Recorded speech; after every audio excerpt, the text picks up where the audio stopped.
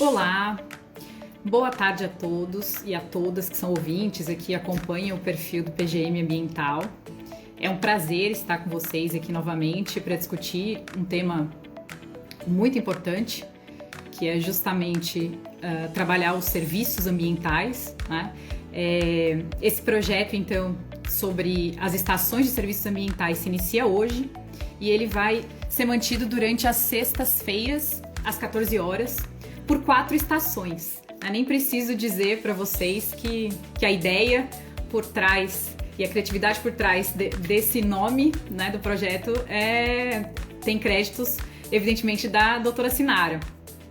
Então hoje a gente começa, né, fazendo uma breve introdução a respeito do tema serviços ambientais, que para além de ser um tema muito importante, é atualíssimo, né, já que está diretamente conectado com diversas questões atuais.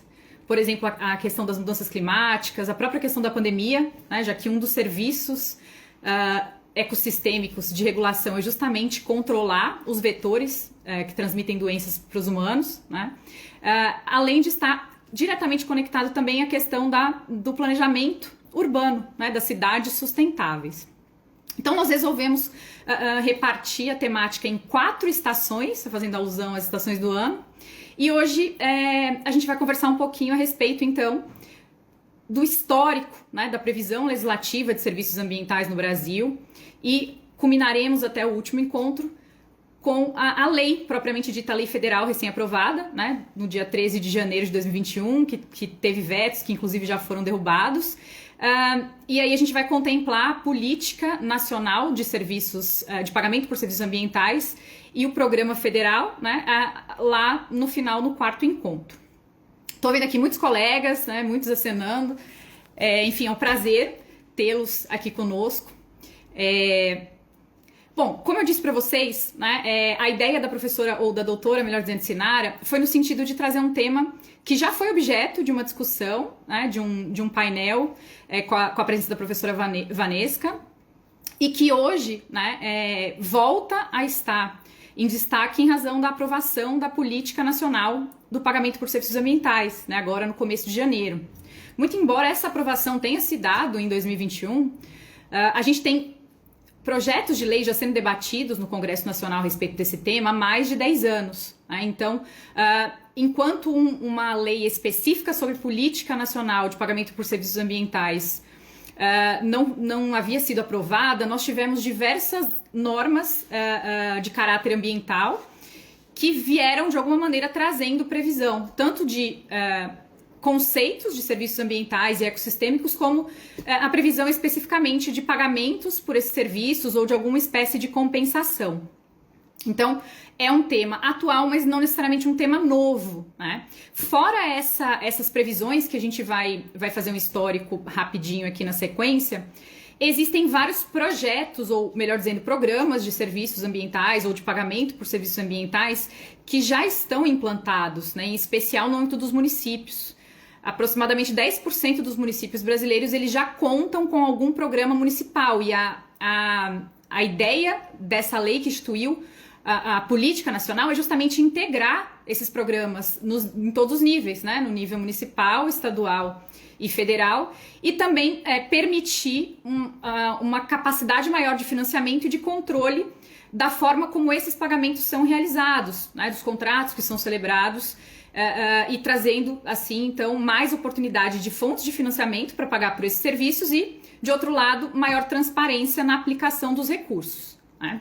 Bom, falando um pouco da normativa já existente, prévia à aprovação da Lei Federal 14.119 de 2021, que instituiu esse ano a Política Nacional de Pagamento por Serviços Ambientais, nós já tínhamos, né, previsão na lei do sistema de unidades de conservação, né? Então a lei do SNUC, que é uma lei de 2000, ela já trazia a previsão de possibilidade de utilização de instrumentos de pagamento por serviços ambientais, né? Logicamente que a temática era especificamente tratada para a unidade de conservação, para o manejo sustentável dessas unidades.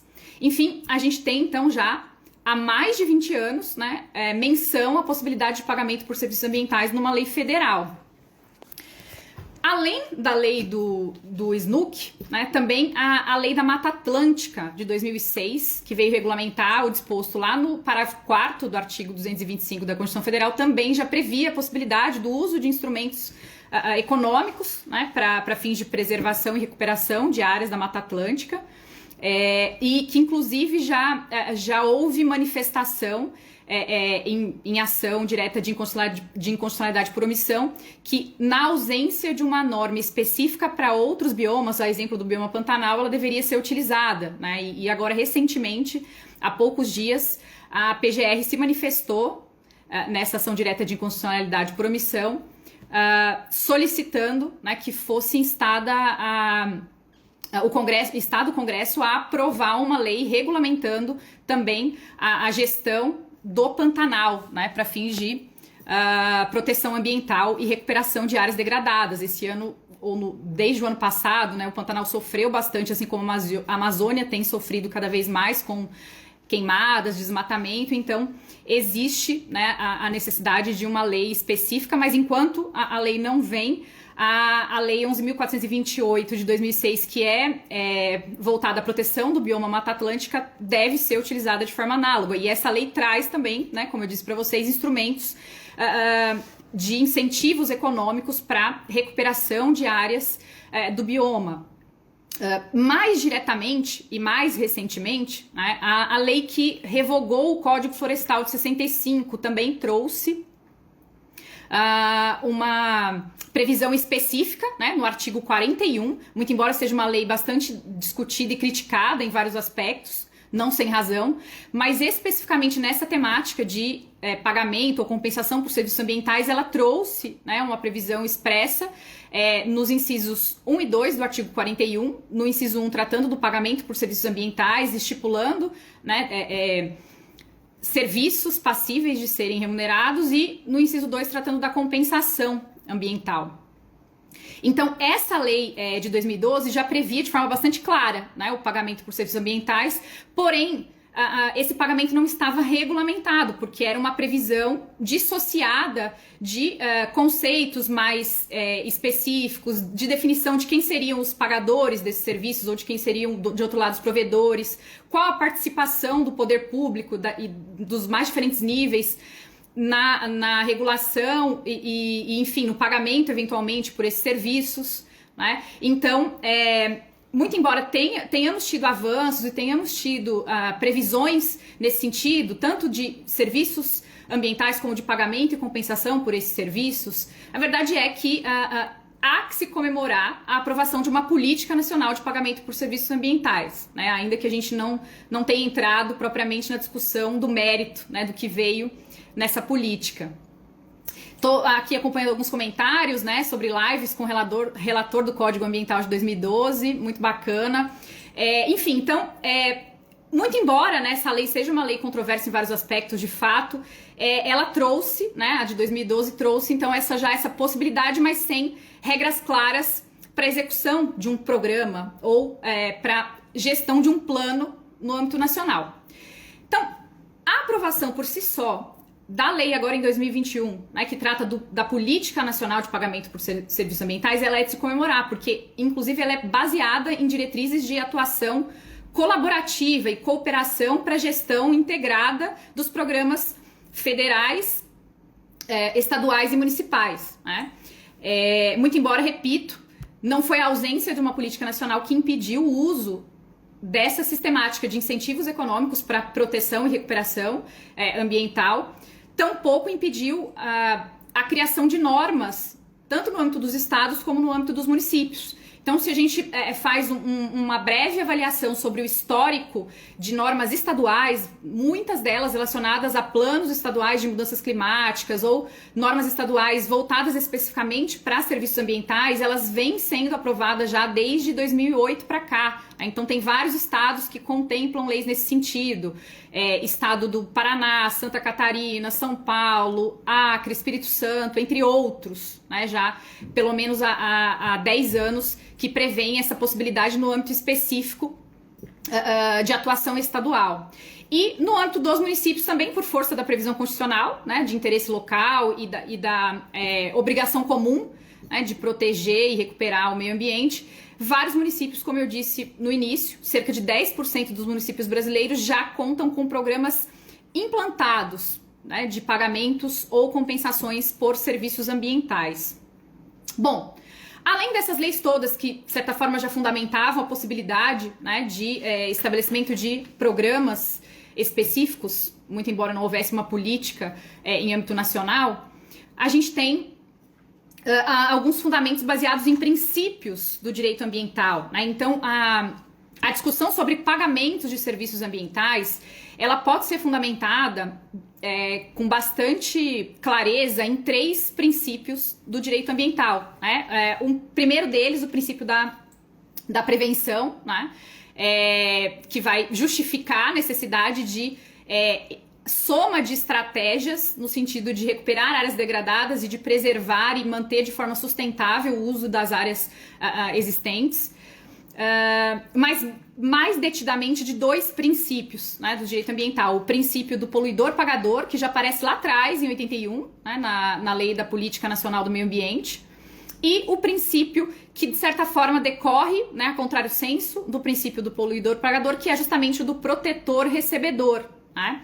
Então, se de um lado, pelo princípio do poluidor-pagador, aquele que polui, né, aquela atividade ou aquele sujeito que polui o meio ambiente, que desgasta esses serviços ambientais, ele tem um dever de custear sua recuperação e sua manutenção, de outro lado, pelo princípio do protetor-recebedor, existe o direito daquele que preserva ou que recupera áreas de importância ambiental, que receba ou que se ressarça, na verdade, que se compense dos custos que ele tenha para efetivamente manter esses serviços e esses bens que são usufruídos por toda a sociedade, em alguns casos até pela sociedade global, né? Pela sociedade vista de forma mais ampla. Então, a lógica por trás da aplicação de pagamentos por serviços ambientais, primeiro é fazer um reforço aos instrumentos de comando e controle, e a lei deixa muito claro, né, que eles não devem ser abolidos, como de fato, né, não devem mesmo. Porém, a gente percebe uma dificuldade na fiscalização por parte dos órgãos públicos e até um projeto, né, nos últimos tempos, de certa forma deliberado, de esvaziamento de órgãos fiscalizatórios, né, por parte do governo federal, principalmente. Então, é preciso somar esforços, né, aos instrumentos de comando e controle, e uma das formas são esses instrumentos justamente econômicos, dentre os quais o instrumento de pagamento por serviços ambientais. Então, basicamente, são esses os fundamentos jurídicos que justificam e que sustentam a possibilidade de remuneração por serviços ambientais prestados, né? E é importante, então, definir que tipo de serviços ambientais efetivamente merecem essa compensação ou essa remuneração, né? E aí a nossa lei agora federal, a Lei da Política Nacional de Pagamento por Serviços Ambientais, que é a 14.119 de 2021, ela foi feliz, né? Porque ela trouxe a definição tanto de serviços ecossistêmicos como a definição de serviços ambientais, que a rigor é uma distinção que é feita já pela doutrina e pelos estudiosos de várias áreas, né, que se aprofundam sobre essa discussão em serviços ambientais e ecossistêmicos e sobre o pagamento efetivamente por esses serviços, né? Então, desde juristas a biólogos, climatologistas, né? Enfim, sempre houve por parte dos cientistas e da doutrina essa necessidade de delimitar a diferença ou a principal diferença entre os chamados serviços ecossistêmicos e os serviços ambientais. E a lei que instituiu a Política Nacional faz isso, né? O artigo 2º da lei, que é um artigo que traz uma série de conceitos, de definições, ele vai justamente definir, né, como palavra-chave para identificar serviços ecossistêmicos, benefícios que são gerados pelos ecossistemas, melhor dizendo, que estejam saudáveis, né? Então a palavra-chave da definição de serviços ecossistêmicos são benefícios gerados à sociedade, enquanto que ao definir serviços ambientais, que são esses passíveis, né, de pagamento ou compensação, a lei usa como palavra-chave atividades. Né? Então os serviços ambientais são atividades individuais ou coletivas que visam a melhoria do meio ambiente, a melhoria ou a recuperação de áreas degradadas ou a conservação dessas áreas no sentido de ampliar ou manter os serviços ecossistêmicos. E a partir dessa definição, então, os serviços passíveis de remuneração seriam as atividades. Existe um fator necessário, né, para o pagamento de serviços ambientais, que é a intervenção humana que mantenha, recupere ou melhore as condições ambientais, né? Tô vendo que a gente tem várias pessoas aqui acompanhando a nossa conversa. Eu agradeço a atenção de todos vocês por enquanto. Hoje eu não quero me prolongar, né? Porque a gente tem um cronograma para atingir em 4 estações. Hoje a nossa ideia era trazer o tema desse projeto, falar um pouquinho sobre esse histórico legislativo brasileiro até a gente culminar com a Lei 14.119 de 2021 e trazer um pouco essa discussão e distinção entre os serviços ecossistêmicos e os serviços ambientais, né? Serviços ecossistêmicos são serviços que os ecossistemas saudáveis prestam, né? Gerando benefícios à sociedade, que podem ser serviços que se traduzem em bens, né? Então água, florestas, podem ser serviços de regulação, por exemplo, do clima, de nutrientes no solo, né? Ou de sequestro de carbono, enfim, esses serviços têm uma série de espécies que a gente vai trabalhar melhor a partir da nossa segunda estação e diferenciar esses serviços ecossistêmicos, portanto, dos serviços ambientais que exigem a prática ou uma atividade, né, que seja humana, individual ou coletiva e que recupere, mantenha ou melhore as condições dos serviços ecossistêmicos prestados pela natureza. Agradeço a atenção de todos vocês. Essa nossa conversa vai ficar gravada, né, aqui no perfil da PGM Ambiental e já os convido para próxima sexta-feira às 14 horas para acompanharem aí a sequência das nossas discussões. A gente vai avançar um pouquinho mais, né, em quem seriam esses pagadores dos serviços ambientais, quem seriam os recebedores, qual é o papel do poder público nessa transação, qual é a natureza jurídica desses pagamentos, né? Tudo isso a partir da próxima sexta-feira às 14 horas. Conto com todos vocês.